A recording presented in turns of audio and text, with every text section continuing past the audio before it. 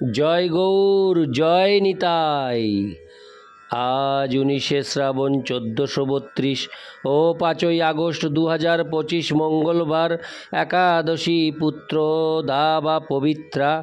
আজ আমি চৈতন্য চরিতামৃত পাঠ করছি। চৈতন্য চরিতামৃতের মধ্যলীলা সপ্তম অধ্যায়, বাসুদেব বিপ্র উদ্ধার এবং মহাপ্রভুর দক্ষিণ ভারত ভ্রমণের শ্লোক 126 থেকে 130। নারায়ণ হে নারায়ণ, ভবভয়হরণম নারায়ণ। শ্লোক 126।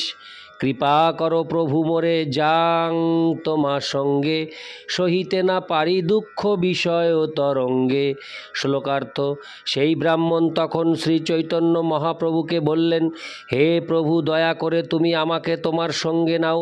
এই জড়জাগতিক জীবনের দুঃখ দুর্দশার তরঙ্গ আমি সহ্য করতে পারছি না। তাৎপর্য: ধনী দরিদ্র নির্বিশেষে এই উক্তিটি সকলের বেলায় প্রযোজ্য। সেই সম্বন্ধে শ্রীল নরোত্তম দাস ঠাকুর গেয়েছেন, সংসার বিষানলে দিবানিশি হিয়া জলে। সংসার রূপ বিষের প্রভাবে হৃদয় নিরন্তর দগ্ধ হয় এবং তা থেকে উদ্ধার পাওয়ার কোনো উপায় খুঁজে পাওয়া যায় না। ধন সম্পদ থাকার ফলে জড়জাগতিক সুখ লাভ হয় ঠিকই এবং ঐশ্বর্যও লাভ করা যায় ঠিকই, কিন্তু তবুও পরিবার পরিজনের ভরণ পোষণ এবং দেহের চাহিদাগুলি মেটানোর জন্য বিষয় সামলাতে হয়। তার ফলে নানা রকম অসুবিধাও ভোগ করতে হয়। নরোত্তম দাস ঠাকুর তাই গেয়েছেন, বিষয় ছাড়িয়া কবে শুদ্ধ হবে মন। বিষয়ের প্রতি অনাসক্ত হয়ে হৃদয় নির্মল না হলে অপ্রাকৃত আনন্দে মগ্ন হওয়া যায় না। আপাত দৃষ্টিতে মনে হয় যেন কুর্ম নামক সেই ব্রাহ্মণটি জড়জাগতিক দিক দিয়ে বেশ সুখী ছিলেন, কেননা তিনি উল্লেখ করেছেন জন্ম কুল ও ধন, অর্থাৎ তার উচ্চকুলে জন্ম হয়েছিল এবং তিনি ধনী ছিলেন, কিন্তু তা সত্ত্বেও তিনি এই জড় ঐশ্বর্য ত্যাগ করে শ্রী চৈতন্য মহাপ্রভুর সঙ্গে যেতে চেয়েছিলেন। বৈদিক শাস্ত্রে নির্দেশ দেওয়া হয়েছে 50 বছর হয়ে গেলে ভগবানের সেবায় বাকি জীবন উৎসর্গ করার জন্য বৃন্দাবনের বনে যেতে হয়। ইতি শ্লোক 126। শ্লোক 127। প্রভু কহে ওইছে বাত, কভু না কহিবা, গৃহে রহি কৃষ্ণ নাম নিরন্তর লইবা। শ্লোকার্থ। শ্রী চৈতন্য মহাপ্রভু উত্তর দিলেন, এই রকম কথা আর কখনো বলো না, গৃহে থেকে নিরন্তর কৃষ্ণ নাম গ্রহণ করো। তাৎপর্য: কলিযুগে হঠাৎ গৃহত্যাগ না করাই বাঞ্ছনীয়, কেননা এই যুগের মানুষেরা যথাযথভাবে ব্রহ্মচর্য এবং গার্হস্থ্য আশ্রম পালন করার শিক্ষা লাভ করেনি। তাই শ্রী চৈতন্য মহাপ্রভু সেই ব্রাহ্মণকে উপদেশ দিয়েছিলেন গৃহত্যাগ করার জন্য এত আগ্রহী না হতে, গৃহে থেকেই সদ্গুরুর তত্ত্বাবধানে নিয়মিতভাবে হরে কৃষ্ণ মহামন্ত্র জপ করার প্রভাবে পবিত্র হওয়ার চেষ্টা করাই শ্রেয়। এটিই শ্রী চৈতন্য মহাপ্রভুর নির্দেশ। এই পন্থা যদি সকলে অনুসরণ করেন তাহলে আর সন্ন্যাস গ্রহণ করার কোনো প্রয়োজন থাকে না। পরবর্তী শ্লোকে শ্রী চৈতন্য মহাপ্রভু সকলকে নির্দেশ দিয়েছেন নিরপরাধে হরে কৃষ্ণ মহামন্ত্র কীর্তন করে এবং সেই পন্থা সকলকে শিক্ষা দিয়ে আদর্শ গৃহস্থ হওয়ার জন্য। ইতি শ্লোক 127। শ্লোক 128। যারে দেখো তারে কহ কৃষ্ণ উপদেশ, আমার আজ্ঞায় গুরু হঙ্গা তার এই দেশ। শ্লোকার্থ। যার সঙ্গে তোমার সাক্ষাৎ হয় তাকেই তুমি ভগবদ্ গীতায় ও শ্রীমদ্ ভাগবতে প্রদত্ত শ্রীকৃষ্ণের উপদেশ প্রদান করো। আমার আজ্ঞায় এই গুরু দায়িত্ব গ্রহণ করে তুমি এই দেশ উদ্ধার করো। তাৎপর্য: এটিই আন্তর্জাতিক কৃষ্ণ ভাবনামৃত সঙ্গের পরম মহিমান্বিত উদ্দেশ্য। অনেকেই এসে আমাকে জিজ্ঞাসা করে, আমাদের এই সংস্থায় যোগ দিতে হলে তাদের ঘর বাড়ি আত্মীয় স্বজন ত্যাগ করতে হবে কি না? না, তা ত্যাগ করার কোনো প্রয়োজন নেই। গৃহে স্বাচ্ছন্দ্যে বসবাস করে এই কৃষ্ণ ভক্তির পন্থা অনুসরণ করা যায়। আমরা সকলকে কেবল অনুরোধ করি, হরে কৃষ্ণ মহামন্ত্র হরে কৃষ্ণ কৃষ্ণ কৃষ্ণ হরে হরে, হরে রাম রাম রাম হরে হরে জপ করতে। কেউ যদি শিক্ষিত হয় এবং ভগবদ্গীতা যথাযথ ও শ্রীমদ্ ভাগবত পাঠ করতে পারে তাহলে তো আরও ভালো। এই সমস্ত গ্রন্থাবলী এখন ইংরেজি ভাষায়ও অনুদিত হয়েছে এবং তাতে সমস্ত স্তরের মানুষের বোধগম্য অত্যন্ত প্রামাণিক তাৎপর্য প্রদান করা হয়েছে। জড় বিষয়ে আসক্ত না থেকে এই আন্দোলনের মহতী সুযোগ গ্রহণ করা উচিত। পরিজনদের সঙ্গে গৃহে থেকেও কেবল হরে কৃষ্ণ মহামন্ত্র কীর্তন করার মাধ্যমে এই সুযোগ গ্রহণ করা যায়। তবে সেই সঙ্গে আমিষ আহার, অবৈধ স্ত্রী সঙ্গ, নেশা এবং জুয়া খেলা এই 4টি পাপ কর্ম থেকে বিরত হতে হয়। এই 4টির মধ্যে অবৈধ স্ত্রী সঙ্গ অত্যন্ত জঘন্য পাপ। বিবাহ করা প্রতিটি মানুষের কর্তব্য, বিশেষ করে প্রতিটি মেয়ের বিবাহ হওয়া উচিত। স্ত্রীলোকের সংখ্যা যদি পুরুষদের থেকে অধিক হয় তাহলে পুরুষেরা একাধিক স্ত্রীর পাণিগ্রহণ করতে পারে, তাহলে সমাজে আর পতিতাবৃত্তি থাকবে না। পুরুষেরা যদি একাধিক স্ত্রী গ্রহণ করে তাহলে অবৈধ স্ত্রী সঙ্গ থাকবে না। ফল মূল শাকসবজি অন্ন এবং দুধ দিয়ে নানা রকম সুস্বাদু খাবার তৈরি করা যায়, তাহলে অনর্থক পশু হত্যা করে তাদের মাংস খাওয়ার কী প্রয়োজন? সিগারেট, মদ, চা, কফি ইত্যাদি মাদক দ্রব্য গ্রহণ করার কী প্রয়োজন? মানুষ তো এমনিতেই জড় ইন্দ্রিয় সুখভোগের নেশায় মত্ত, আবার তারা যদি আরও নেশা করে তাহলে আত্মজ্ঞান লাভের কি আর কোনো সম্ভাবনা থাকবে? তেমনি জুয়া, পাশা ইত্যাদি অবৈধ ক্রীড়ায় অংশগ্রহণ করে অনর্থক মনকে বিচলিত করা কি প্রয়োজন? মানব জীবনের প্রকৃত উদ্দেশ্য হচ্ছে পারমার্থিক স্তরে অধিষ্ঠিত হয়ে ভগবানের কাছে ফিরে যাওয়া।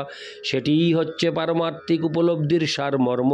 কৃষ্ণ ভাবনামৃত আন্দোলন তাই চেষ্টা করছে কুর্ম বিপ্রকে দেওয়া শ্রী চৈতন্য মহাপ্রভুর উপদেশ অনুসারে মানব সমাজকে যথার্থ উপলব্ধির সর্বোচ্চ স্তরে উন্নীত করাতে।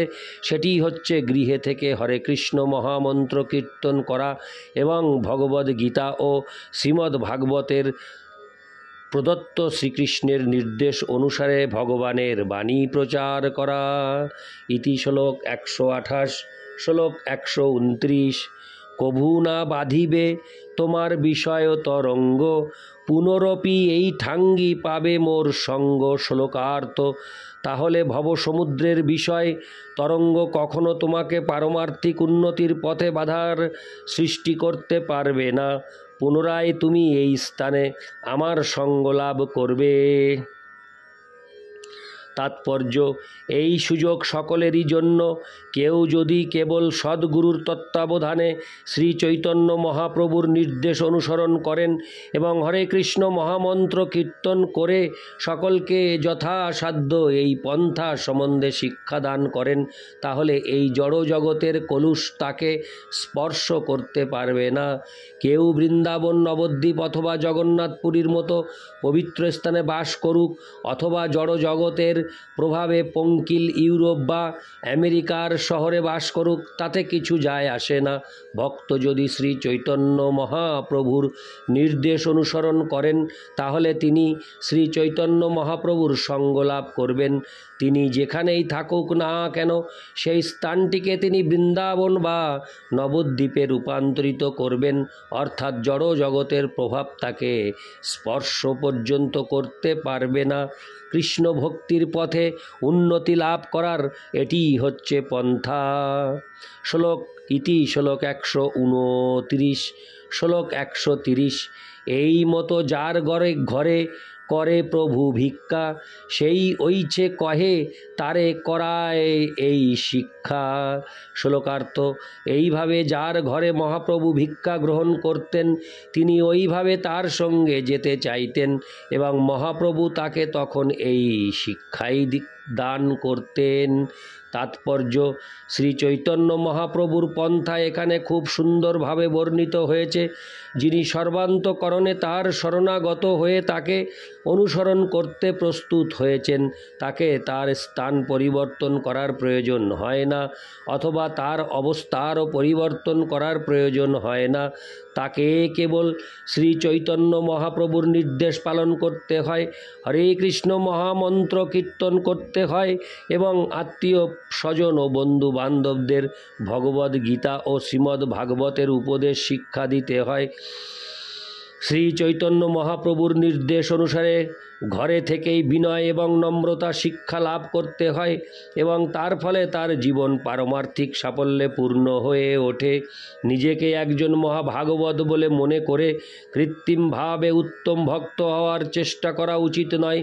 এই ধরনের মনোভাব সর্বতোভাবে বর্জনীয়। কোনো শিষ্য গ্রহণ না করা সবচাইতে ভালো। হরে কৃষ্ণ মহামন্ত্র কীর্তন করে এবং শ্রী চৈতন্য মহাপ্রভুর প্রবর্তিত পন্থা শিক্ষা দান করে গৃহে থেকেই পবিত্র হওয়া যায়।